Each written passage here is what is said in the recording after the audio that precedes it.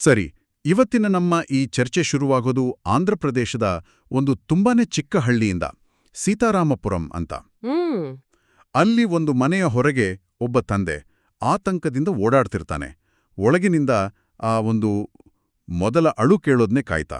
ಆ ಮಗುವಿನ ಮೊದಲ ಅಳುವಿಗಾಗಿ ಅವನ ತಲೆಯಲ್ಲಿ 1000 ಕನಸುಗಳು. ಹೌದು, ತನ್ನ ಮಗ ದೊಡ್ಡವನಾದ್ಮೇಲೆ ಹೀಗಾಗ್ಬೇಕು ಹಾಗಾಗ್ಬೇಕು ಅಂತ, ಬಹುಶಃ ದೊಡ್ಡ ಕ್ರಿಕೆಟಿಗನಾಗ್ಬೇಕು ಅಂತನೂ ಅನ್ಕೊಂಡಿದ್ದೇನೋ. ನಿಜ, ಅವನಿಗೆ ಆಗಿನ ಕಾಲದ ಕ್ರಿಕೆಟಿಗ ಕೃಷ್ಣಮಾಚಾರಿ ಶ್ರೀಕಾಂತ್ ಅಂದ್ರೆ ಬಹಳ ಇಷ್ಟ. ಅದಕ್ಕೆ ತನ್ನ ಮಗನಿಗೂ ಶ್ರೀಕಾಂತ್ ಅಂತಾನೆ ಹೆಸರಿಡಬೇಕು ಅಂತ ಮೊದಲೇ ನಿರ್ಧಾರ ಮಾಡ್ಬಿಟ್ಟಿದ್ದ. ತನ್ನ ಮಗನೂ ಒಬ್ಬ ಚಾಂಪಿಯನ್ ಆಗ್ತಾನೆ ಅನ್ನೋ ಒಂದು ದೊಡ್ಡ ಭರವಸೆ. ಖಂಡಿತ, ಪ್ರತಿಯೊಬ್ಬ ತಂದೆ ತಾಯಿ ಕಾಣೋ ಕನಸಲ್ವಾ. ಆದರೆ ಆ ಕನಸು, ಆ ಸಂಭ್ರಮ ಎಲ್ಲವೂ ಒಂದೇ ಕ್ಷಣದಲ್ಲಿ ಪುಡಿಪುಡಿಯಾಗತ್ತೆ. ವೈದ್ಯರು ಮಗುವನ್ನು ತಂದು ಅವನ ಕೈಗಿಟ್ಟಾಗ ಅವನ ಇಡೀ ಪ್ರಪಂಚವೇ ತಲೆ ಕೆಳಗಾಗುತ್ತೆ. ಹೌದು, ಮಗುವಿನ ಕಣ್ಣುಗಳಲ್ಲಿ ದೃಷ್ಟಿ ಇರ್ಲಿಲ್ಲ. ಆ ಸತ್ಯ ಅವನಿಗೆ ಸಿಡಿಲಿನಂತೆ ಬಡಿಯುತ್ತೆ. ಆ ಕ್ಷಣದಲ್ಲಿ ಅವನ ಮನಸ್ಸಲ್ಲಿ ಏನಾಗಿರಬಹುದಂತ ಊಹಿಸಿ. ಮೊದಲು ಆಘಾತ, ಆಮೇಲೆ ದುಃಖ, ಆಮೇಲೆ ಹುಟ್ಟಿದ್ದ ಅಸಹ್ಯ. ಅಸಹ್ಯನಾ? ಹೌದು, ದೃಷ್ಟಿಯಿಲ್ಲದ ಮಗು ಅಂದ್ರೆ ಅದೊಂದು ಹೊರೆ, ಒಂದು ಶಾಪ. ಜೀವನ ಪೂರ್ತಿ ಈ ಮಗುವನ್ನು ಸಾಕೋದು ಹೇಗೆ ಅಂತ ಅವನು ತೀರ್ಮಾನಿಸಿಬಿಡ್ತಾನೆ. ಇಲ್ಲಿಂದ ಕಥೆ ಒಂದು ಭಯಾನಕ ತಿರುವು ಪಡೆಯುತ್ತೆ. ಆ ತಂದೆ ತನ್ನ ಅಸುಗೂಸನ್ನು ಎತ್ಕೊಂಡು ಹೊಲಕ್ಕೆ ಹೋಗ್ತಾನೆ. ಒಂದು ಗುದ್ಲಿ ತಗೊಂಡು ನೆಲ ಅಗೆಯೋಕ್ ಶುರು ಮಾಡ್ತಾನೆ, ತನ್ನದೇ ಮಗುವನ್ನು ಜೀವಂತ ಸಮಾಧಿ ಮಾಡಲು. ಅಯ್ಯೋ! ಯೋಚ್ನೆ ಮಾಡಿ, ರಕ್ಷಿಸಬೇಕಾದ ಕೈಗಳೇ ಹೂಳಲು ಗುಂಡಿ ತೋಡುತ್ತವೆ. ಆ ಕ್ಷಣದಲ್ಲಿ ಆ ತಾಯಿ ಓಡಿ ಬರ್ತಾಳೆ. ಆ ಗುಂಡಿಯ ಅಂಚಿನಲ್ಲಿ ನಿಂತು ತನ್ನ ಗಂಡನ ಜೊತೆ ಜಗಳಕ್ಕಿಳಿಯುತ್ತಾಳೆ. ಅವನಿಂದ ಆ ಮಗುವನ್ನು ಕಿತ್ಕೊಂಡು ಹೋರಾಡ್ತಾಳೆ. ಅವಳ ಆ ಒಂದು ಹೋರಾಟದಿಂದ ಆ ಮಗು ಬದುಕುಳಿಯುತ್ತೆ. ಹೌದು ನೋಡಿ, ಈ ಪಾಯಿಂಟಿಂದನೇ ಅವರ ಜೀವನದ ಅಸಲಿ ಹೋರಾಟ ಶುರುವಾಗಿದ್ದು. ಇದು ಶ್ರೀಕಾಂತ್ ಬೋಲಾ ಅವರ ಕಥೆ. ಹುಟ್ಟಿದ ಕ್ಷಣದಲ್ಲಿಯೇ ತಿರಸ್ಕಾರಕ್ಕೆ ಒಳಗಾದ ಒಬ್ಬ ವ್ಯಕ್ತಿಯ ಕಥೆ. ಇದು ಬರೀ ಯಶಸ್ಸಿನ ಕಥೆಯಲ್ಲ ಅಲ್ವಾ, ಇದೊಂದು ಗ್ರಹಿಕೆಯ ಬಗ್ಗೆ ಇರುವ ಕಥೆ. ಕರೆಕ್ಟ್. ನಿಜವಾಗಿಯೂ ಕುರುಡರು ಯಾರೋ? ನೋಡಲು ಆಗದ ಆ ಹುಡುಗನ, ಅಥವಾ ಅವನೊಳಗಿನ ಶಕ್ತಿಯನ್ನು ನೋಡಲು ನಿರಾಕರಿಸಿದ ಈ ಸಮಾಜನ? ಶ್ರೀಕಾಂತ್ನ ಬಾಲ್ಯ ತುಂಬಾನೇ ಕಷ್ಟದಿಂದ ಕೂಡಿತ್ತು. ಹಳ್ಳಿಯ ಶಾಲೆಯಲ್ಲಿ ಉಳಿದ ಮಕ್ಕಳು ಅವನನ್ನು ಆಟಕ್ಕೂ ಸೇರಿಸಿಕೊಳ್ಳುತ್ತಿರ್ಲಿಲ್ಲ, ಯಾವಾಗ್ಲೂ ಗೇಲಿ ಮಾಡುತ್ತಿದ್ರು. ಟೀಚರ್ಗಳು ಕೂಡನಾ? ಹೌದು, ಟೀಚರ್ಗಳು ಕೂಡ ಅವನನ್ನು ತರಗತಿಯ ಕೊನೆಯ ಬೆಂಚಿನಲ್ಲಿ ಕೂರಿಸ್ಬಿಡ್ತಿದ್ರು. ಅವನು ಸಂಪೂರ್ಣವಾಗಿ ಒಬ್ಬಂಟಿಯಾಗಿದ್ದ. ಅವನ ಸ್ಥಿತಿ ನೋಡಿ ಅವನ ಕುಟುಂಬ ಒಂದು ದೊಡ್ಡ ನಿರ್ಧಾರ ತೆಗೆದುಕೊಳ್ತೆ. ಅವನನ್ನು ಹೈದರಾಬಾದ್ನಲ್ಲಿರುವ ಅಂಧ ಮಕ್ಕಳಿಗಾಗಿಯೇ ಇರುವ ಒಂದು ವಿಶೇಷ ಶಾಲೆಗೆ ಸೇರಿಸ್ತಾರೆ. ಅಲ್ಲಿ ಅವನ ಜೀವನಕ್ಕೆ ಒಂದು ಹೊಸ ತಿರುವು ಸಿಗುತ್ತೆ. ಮೊದಲ ಬಾರಿಗೆ ಅವನಿಗೆ ಗೌರವ ಸಿಗುತ್ತೆ, ಕಲಿಯಲು ಬೇಕಾದ ಎಲ್ಲ ಅವಕಾಶಗಳು. ನೋಡುತ್ತಿದ್ದಂತೆ ಅವನು ಶಾಲೆಯ ಟಾಪರ್ ಆಗ್ತಾನೆ. ಆದರೆ ಇಲ್ಲೊಂದು ಸಣ್ಣ ಸಮಸ್ಯೆ ಆಗುತ್ತೆ. ಹೌದು, ಅವನ ವ್ಯಕ್ತಿತ್ವದಲ್ಲಿ ಒಂದು ಬದಲಾವಣೆ ಆಗುತ್ತೆ. ಅವನು ತುಂಬಾ ಅಹಂಕಾರಿಯಾಗಿ ಬಿಡ್ತಾನೆ. ಯೋಚಿಸಿ ನೋಡಿ, ಇಷ್ಟು ದಿನ ಎಲ್ಲರೂ ಅವನನ್ನು ಕಡೆಗಣಿಸಿದ್ರು, ಈಗ ಇದ್ದಕ್ಕಿದ್ದಂತೆ ಎಲ್ಲರೂ ಅವನನ್ನು ಹೊಗಳಲು ಶುರು ಮಾಡ್ತಾರೆ. ಸೊ ಒಂದು ರೀತಿ ಡಿಫೆನ್ಸ್ ಮೆಕ್ಯಾನಿಸಮ್ ತರನಾ? ಎಕ್ಸಾಕ್ಟ್ಲಿ. ಜಗತ್ತು ತನ್ನನ್ನು ತಿರಸ್ಕರಿಸಿದಾಗ ತನ್ನನ್ನು ತಾನು ರಕ್ಷಿಸಿಕೊಳ್ಳಲು ಒಂದು ಕವಚದ ಹಾಗೆ ಈ ಅಹಂಕಾರವನ್ನು ಅವನು ಬೆಳೆಸ್ಕೊಳ್ತಾನೆ. ಇದೇ ಅಹಂಕಾರ ಅವನಿಗೆ ಮುಳುವಾಯ್ತಾ? ಹೌದು, ಅವನ ಅಹಂಕಾರದ ವರ್ತನೆ ಎಷ್ಟು ಜಾಸ್ತಿಯಾಗುತ್ತೆ ಅಂದ್ರೆ ಅವನನ್ನು ಶಾಲೆಯಿಂದಲೇ ಹೊರಹಾಕ್ತಾರೆ. ಯಾವ ಶಾಲೆ ಅವನಿಗೆ ಬದುಕು ಕೊಟ್ಟಿತ್ತೋ ಅದೇ ಶಾಲೆಯಿಂದ ಅವನ ಅಹಂ ಅವನನ್ನು ಹೊರಗೆ ಹಾಕತ್ತೆ. ಅವನು ಮತ್ತೆ ಬೀದಿಗೆ ಬೀಳ್ತಾನೆ. ಹಾಗಾದ್ರೆ ಅವನು ಮತ್ತೆ ಮೇಲೆ ಬರೋದು ಹೇಗೆ? ಇಲ್ಲಿಂದ ಅವನ ಜೀವನದಲ್ಲಿ ಮತ್ತೊಬ್ಬ ಪ್ರಮುಖ ವ್ಯಕ್ತಿ ಎಂಟ್ರಿ ಕೊಡ್ತಾರೆ ಅನ್ಸುತ್ತೆ. ಕರೆಕ್ಟ್, ಅವರೇ ದೇವಿಕಾ, ಒಬ್ಬ ಶಿಕ್ಷಕಿ.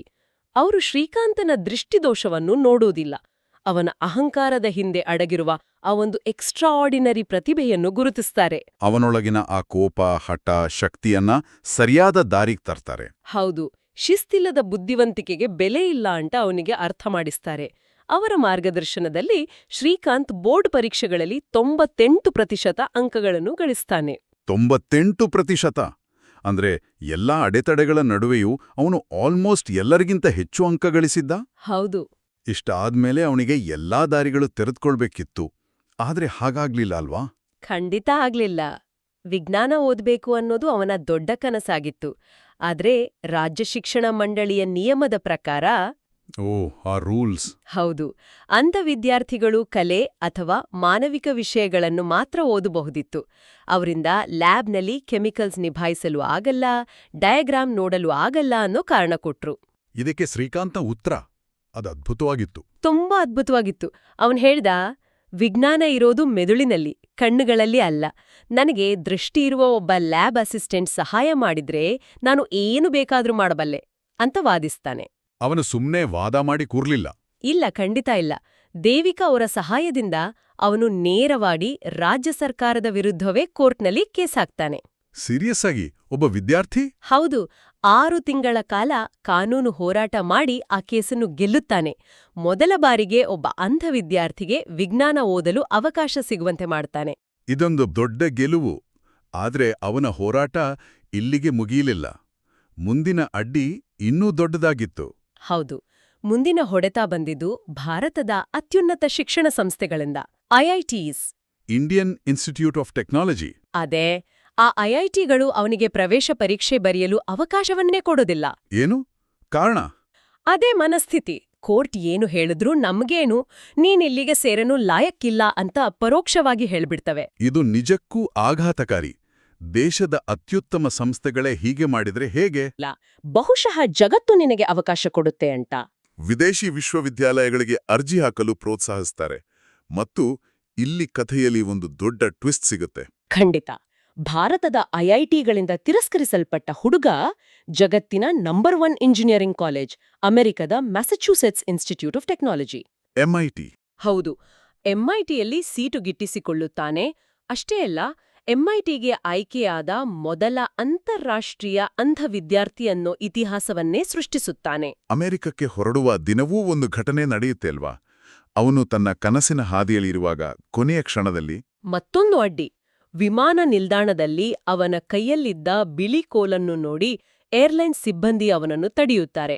ನೀವು ಒಬ್ಬಂಟಿಯಾಗಿ ಪ್ರಯಾಣ ಮಾಡಲು ಸಾಧ್ಯವಿಲ್ಲ, ಇದು ಸುರಕ್ಷತೆಯ ದೃಷ್ಟಿಯಿಂದ ಸರಿಯಿಲ್ಲ ಅಂತ ಹೇಳ್ತಾರೆ. ಅವನು ಅವರ ಮುಂದೆ ಬೇಡ್ಕೊಳ್ಳಿಲ್ಲ. ಇಲ್ಲ, ಬದಲಿಗೆ ಅವರಿಗೆ ಒಂದು ಪಾಠ ಕಲಿಸುತ್ತಾನೆ.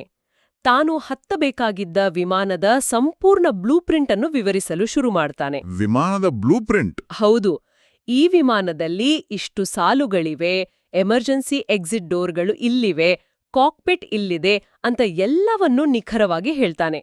ಅವನ ಜ್ಞಾಪಕ ಶಕ್ತಿ ನೋಡಿ ಆ ಸಿಬ್ಬಂದಿಗೆ ಶಾಕ್ ಆಡುತ್ತೆ. ಕೊನೆಗೆ ಅವನನ್ನು ಹತ್ತಲು ಬಿಡ್ತಾರೆ. ಬಿಡ್ಲೇಬೇಕಾಯ್ತು. ಎಂಐಟಿಯಲ್ಲಿ ಅವನ ಜೀವನ ಹೇಗಿತ್ತು? ಅಲ್ಲಿಯೂ ಅವನು ಕುರುಡು ಹುಡುಗ ಅಂತಾನೆ ಗುರ್ತಿಸಲ್ಪಡ್ತಿದ್ನಾ? ಇಲ್ಲ, ಅದೇ ದೊಡ್ಡ ಬದಲಾವಣೆ. ಎಂಐಟಿಯಲ್ಲಿ ಅವನು ಕೇವಲ ಶ್ರೀಕಾಂತ್. ಅಲ್ಲಿ ಯಾರೂ ಅವನನ್ನು ಅನುಕಂಪದಿಂದ ನೋಡ್ಲಿಲ್ಲ. ಅವನ ಬುದ್ಧಿವಂತಿಕೆಗೆ ಬೆಲೆ ಕೊಟ್ರು. ಅವನಲ್ಲಿ ಹೇಗೆ ಓದಿದ? ಅವನು ತನ್ನ ಮೆದುಳಿನ ಶಕ್ತಿಯನ್ನು ಅಂದ್ರೆ ಬ್ರೈನ್ ಪ್ಲಾಸ್ಟಿಸಿಟಿಯನ್ನು ಬಳಸಿ ಇಡೀ ಕ್ಯಾಂಪಸ್ನ ನಕ್ಷೆಯನ್ನು ತನ್ನ ಮನಸ್ಸಿನಲ್ಲಿ ಚಿತ್ರಿಸಿಕೊಂಡಿದ್ದ.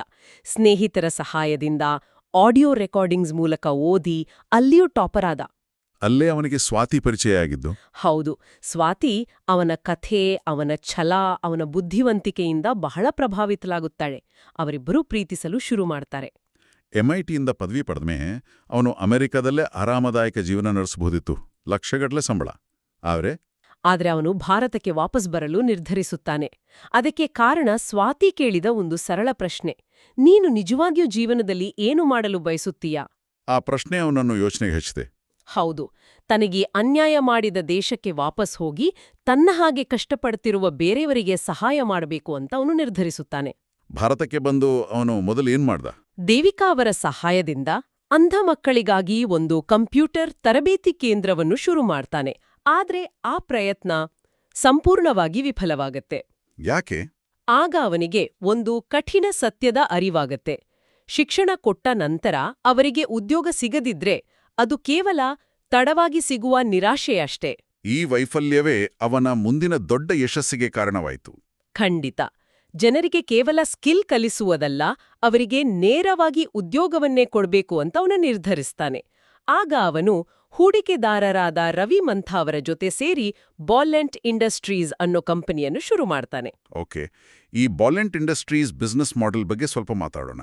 ಇದು ಕೇವಲ ದಾನಧರ್ಮದ ಉದ್ದೇಶದಿಂದ ಶುರುವಾಗಿದ್ದಲ್ಲ, ಇದೊಂದು ಅತ್ಯುತ್ತಮ ಬಿಸ್ನೆಸ್ ಸ್ಟ್ರಾಟಜಿ. ಎಕ್ಸಾಕ್ಟ್ಲಿ. ಅದರ ಬಿಸ್ನೆಸ್ ಮಾಡೆಲ್ ಅದ್ಭುತವಾಗಿತ್ತು. ಹೇಗೆ ಅಂದ್ರೆ, ಅವರು ಕಚ್ಚಾ ವಸ್ತುವಾಗಿ ಬಳಸಿದ್ದು ರೈತರು ಬಿಸಾಡುತ್ತಿದ್ದ ಕೃಷಿ ತ್ಯಾಜ್ಯವನ್ನು ಅಂದ್ರೆ ತಾಳೆಯೆಲೆ, ಅಡಿಕೆ ಹಾಳೆ ಇತ್ಯಾದಿ. ಅದರಿಂದ ಅವ್ರಿಗೇನು ಲಾಭ? ಆಕ್ಚುಲಿ ರೈತರು ಇದನ್ನು ಸುಟ್ಟು ಹಾಕಲು ಹಣ ಖರ್ಚು ಮಾಡುತ್ತಿದ್ದರು. ಶ್ರೀಕಾಂತ್ ಅದನ್ನು ಉಚಿತವಾಗಿ ಅಥವಾ ಅತಿ ಕಡಿಮೆ ಬೆಲೆಗೆ ಪಡೆದ. ಅಂದ್ರೆ ಅವನ ಕಚ್ಚಾ ವಸ್ತುವಿನ ಖರ್ಚು ಬಹುತೇಕ ಶೂನ್ಯವಾಗಿತ್ತು. ಇದು ಮೊದಲ ಪಾಯಿಂಟ್. ಎರಡನೆಯದಾಗಿ ಅವನು ಅಂಗವಿಕಲರಿಗೆ ಉದ್ಯೋಗ ನೀಡಿದ. ಇದರಿಂದಾಗಿ ಅವನಿಗೆ ಅತ್ಯಂತ ನಿಷ್ಠಾವಂತ ಉದ್ಯೋಗಿಗಳು ಸಿಕ್ಕರು. ಬೇರೆ ಫ್ಯಾಕ್ಟರಿಗಳಲ್ಲಿ ಕೆಲಸಗಾರರು ಆಗಾಗ ಕೆಲಸ ಬಿಟ್ಟು ಹೋಗುವುದು ದೊಡ್ಡ ಸಮಸ್ಯೆ. ಆದರೆ ಇಲ್ಲಿ ಕೆಲಸಗಾರರ ಅಟ್ರಿಷನ್ ರೇಟ್ ತುಂಬಾ ಕಡಿಮೆ ಇತ್ತು. ಮೂರನೆಯದಾಗಿ ಅವನು ಪರಿಸರ ಸ್ನೇಹಿ ಪ್ಯಾಕೇಜಿಂಗ್ ವಸ್ತುಗಳನ್ನು ತಯಾರಿಸುತ್ತಿದ್ದ. ಇದು ನಿಜಕ್ಕೂ ಅದ್ಭುತ. ಆದರೆ ಫ್ಯಾಕ್ಟರಿಯಲ್ಲಿ ದೊಡ್ಡ ದೊಡ್ಡ ಮೆಷಿನ್ಗಳನ್ನ ಅಂದರು ಹೇಗೆ ನಿಭಾಯಿಸುತ್ತಿದ್ದರು? ಅದು ಸುರಕ್ಷಿತವಾಗಿತ್ತಾ? ಒಳ್ಳೆಯ ಪ್ರಶ್ನೆ. ಇಲ್ಲೇ ಅವರ ನಿಜವಾದ ಎಂಜಿನಿಯರಿಂಗ್ ಬುದ್ಧಿವಂತಿಕೆ ಕಾಣೋದು. ಅವರು ಮೆಷಿನ್ಗಳನ್ನೇ ಮಾರ್ಪಡಿಸಿದರು. ಹೇಗೆ? ಉದಾಹರಣೆಗೆ, ಒಂದು ಕಟಿಂಗ್ ಮೆಷಿನ್ ಹತ್ತಿರ ದೃಷ್ಟಿ ಇರುವವರಿಗೆ ಒಂದು ಕೆಂಪು ಗೆರೆ ಎಳೆದಿರುತ್ತಾರೆ. ಆದರೆ ಇವರು ನೆಲದ ಮೇಲೆ ಒಂದು ಸಣ್ಣ ದಿಬ್ಬದ ಹಾಗೆ ಮಾಡಿದರು. ಕೆಲಸಗಾರರ ಕಾಲಿಗೆ ಅದು ತಾಗಿದ ತಕ್ಷಣ ಅದು ಅಪಾಯದ ಗಡಿ ಅಂತ ಅವರಿಗೆ ಗೊತ್ತಾಗುತ್ತಿತ್ತು. ವಾವ್! ಆನ್ ಸ್ವಿಚ್ ನುಣುಪಾಗಿದ್ರೆ ಎಮರ್ಜೆನ್ಸಿ ಆಫ್ ಸ್ವಿಚ್ ದೊಡ್ಡದಾಗಿ ಒರಟಾಗಿರುತ್ತಿತ್ತು. ಸೊ ಅವರು ದೃಶ್ಯ ಸಂಕೇತಗಳನ್ನು ಸ್ಪರ್ಶ ಸಂಕೇತಗಳಾಗಿ ಬದಲಾಯಿಸಿದ್ರು. ಇದು ನಿಜಕ್ಕೂ ಅದ್ಭುತ. ಅವರ ಈ ಪ್ರಯತ್ನಕ್ಕೆ ಕೈಗಾರಿಕಾ ವಲಯದಿಂದ ದೊಡ್ಡ ಬೆಂಬಲ ಸಿಕ್ಕಿದ್ದು ರತನ್ ಟಾಟಾ ಅವರಿಂದ ಅಲ್ವಾ? ಹೌದು. ಶ್ರೀಕಾಂತ್ ನೇರವಾಗಿ ರತನ್ ಟಾಟಾ ಅವರನ್ನ ಭೇಟಿಯಾಗಿ ತನ್ನ ಬಿಸ್ನೆಸ್ ಮಾಡೆಲ್ ಅನ್ನು ವಿವರಿಸ್ತಾನೆ. ಸರ್, ಇದು ಚಾರಿಟಿ ಅಲ್ಲ, ಇದೊಂದು ಲಾಭದಾಯಕ, ಸಮರ್ಥನೀಯ ವ್ಯಾಪಾರ ಅಂತ ಮನವರಿಕೆ ಮಾಡಿಕೊಡ್ತಾನೆ. ಅವನ ಆ ದಾರ್ಶನಿಕತೆಗೆ ಮಾರು ಹೋದ ರತನ್ ಟಾಟಾ ಅವನ ಕಂಪನಿಯಲ್ಲಿ ಹೂಡಿಕೆ ಮಾಡ್ತಾರೆ. ಹೌದು. ಅಲ್ಲಿಂದ ಬಾಲೆಂಟ್ ಇಂಡಸ್ಟ್ರೀಸ್ 5 ಕಾರ್ಖಾನೆಗಳು ಮತ್ತು 100 ಉದ್ಯೋಗಿಗಳೊಂದಿಗೆ ದೊಡ್ಡ ಮಟ್ಟದಲ್ಲಿ ಬೆಳೆಯುತ್ತೆ. ಆದ್ರೆ ಯಶಸ್ಸು ಬಂದಾಗ ಅವನ ಹಳೆ ಶತ್ರು ಮತ್ತೆ ವಾಪಸ್ ಬರುತ್ತೆ. ಅದೇ ಅಹಂಕಾರ. ಸಿಇಒ ಆದ ನಂತರ ಅವನಲ್ಲಿ ಮತ್ತೆ ಅಹಂಕಾರ ತಲೆ ಎತ್ತುತ್ತೆ. ತನ್ನ ಪಾಲುದಾರ ರವಿ ಅವರ ಮಾತನ್ನು ಕೇಳುವುದನ್ನು ನಿಲ್ಲಿಸ್ತಾನೆ. ಏಕಪಕ್ಷೀಯ ನಿರ್ಧಾರಗಳನ್ನು ತೆಗೆದುಕೊಳ್ಳಲು ಶುರು ಮಾಡ್ತಾನೆ. ನಾನೇ ಈ ಕಂಪನಿಯನ್ನ ಕಟ್ಟಿದ್ದು, ನಾನೇ ಎಲ್ಲ ಅನ್ನೋ ಭಾವನೆ. ಕರೆಕ್ಟ್. ಆ ಭಾವನೆ ಅವನಲ್ಲಿ ಬೆಳೆಯುತ್ತೆ. ಇದರಿಂದ ಕಂಪನಿಗೆ ನಷ್ಟವಾಯಿತು, ಅವನನ್ನು ಮೇಲೆತ್ತಿದ ಸಂಬಂಧಗಳೇ ಮುರಿಯಲು ಶುರುವಾಗ್ತಾವೆ. ಒಂದು ಹಂತದಲ್ಲಿ ಅವನು ಸಂಪೂರ್ಣವಾಗಿ ಕುಸಿದೋಗುತ್ತಾನೆ. ಹೌದು. ಭಾವನಾತ್ಮಕವಾಗಿ ಅವನು ದಿವಾಳಿಯಾಗ್ತಾನೆ. ತಾನು ಒಬ್ಬಂಟಿಯಾಗಿ ಏನನ್ನೂ ಸಾಧಿಸಲು ಸಾಧ್ಯವಿಲ್ಲ ಅನ್ನೋ ಸತ್ಯ ಅವನಿಗೆ ಅರಿವಾಗುತ್ತೆ. ಆಗ ಮತ್ತೊಮ್ಮೆ ಅವನ ನೆರವಿಗೆ ಬರೋದು ಅವನ ಗುರು ದೇವಿಕಾ. ಅವರ ಮಾರ್ಗದರ್ಶನದಲ್ಲಿ ಅವನು ತನ್ನ ತಪ್ಪನ್ನು ಒಪ್ಪುಕೊಂಡು ರವಿಯವರ ಬಳಿ ಕ್ಷಮೆ ಕೇಳ್ತಾನೆ. ತನ್ನ ಅಹಂಕಾರವನ್ನೇ ಗೆದ್ದ ಮೇಲೆ ಕಂಪನಿ ಮತ್ತೆ ಸರಿಯಾದ ದಾರಿಗೆ ಬರುತ್ತೆ. ಈ ಕಥೆಯ ಒಂದು ಪ್ರಚಾರದ ಸಾಲಿದೆ. ಅವನು ಎಲ್ಲರ ಕಣ್ಣು ತೆರೆಯಲು ಬರುತ್ತಿದ್ದಾನೆ. ಈಗ ಈ ಸಾಲಿಗೆ ಸಂಪೂರ್ಣವಾಗಿ ಬೇರೆಯೇ ಅರ್ಥ ಸಿಗುತ್ತೆ. ಖಂಡಿತ. ಇದು ದೈಹಿಕ ದೃಷ್ಟಿ ಅಂದ್ರೆ ಸೈಟ್ ಮತ್ತು ದಾರ್ಶನಿಕತೆ ಅಂದ್ರೆ ವಿಷನ್ ನಡುವಿನ ವ್ಯತ್ಯಾಸವನ್ನು ಸ್ಪಷ್ಟವಾಗಿ ತೋರಿಸುತ್ತೆ. ಶ್ರೀಕಾಂತ್ಗೆ ದೈಹಿಕ ದೃಷ್ಟಿ ಇರ್ಲಿಲ್ಲ, ಆದ್ರೆ ಅವನಿಗೆ ಒಂದು ಅದ್ಭುತವಾದ ದಾರ್ಶನಿಕತೆ ಇತ್ತು. ಭವಿಷ್ಯವನ್ನು ನೋಡುವ, ಸಾಧ್ಯತೆಗಳನ್ನು ಗುರುತಿಸುವ ಶಕ್ತಿಯಿತ್ತು. ಹೌದು. ವಿಪರ್ಯಾಸ ಅಂದ್ರೆ ಅವನನ್ನು ತಡೆಯಲು ಪ್ರಯತ್ನಿಸಿದ ಪ್ರತಿಯೊಬ್ಬರಿಗೂ, ಅವನ ತಂದೆ, ಶಿಕ್ಷಣ ಮಂಡಳಿ, ಏರ್ಲೈನ್ ಸಿಬ್ಬಂದಿ ಇವೆಲ್ಲರಿಗೂ ಪರಿಪೂರ್ಣ ದೃಷ್ಟಿಯಿತ್ತು. ಆದರೆ ಅವರಲ್ಲಿ ಯಾರಿಗೂ ದಾರ್ಶನಿಕತೆ ಇರಲಿಲ್ಲ. ನಿಜ. ಅವರ ಕಣ್ಣಿಗೆ ಕಾಣಿಸಿದ್ದು ಅವನ ಅಂಗವೈಕಲ್ಯ ಮಾತ್ರ, ಅವನೊಳಗಿನ ಅಸಾಧಾರಣ ಸಾಮರ್ಥ್ಯವಲ್ಲ. ಈ ಕಥೆ ನಮ್ಮನ್ನೇ ನಾವು ಪ್ರಶ್ನೆ ಮಾಡ್ಕೊಳ್ಳುವಂತೆ ಮಾಡುತ್ತೆ ಅಲ್ವಾ?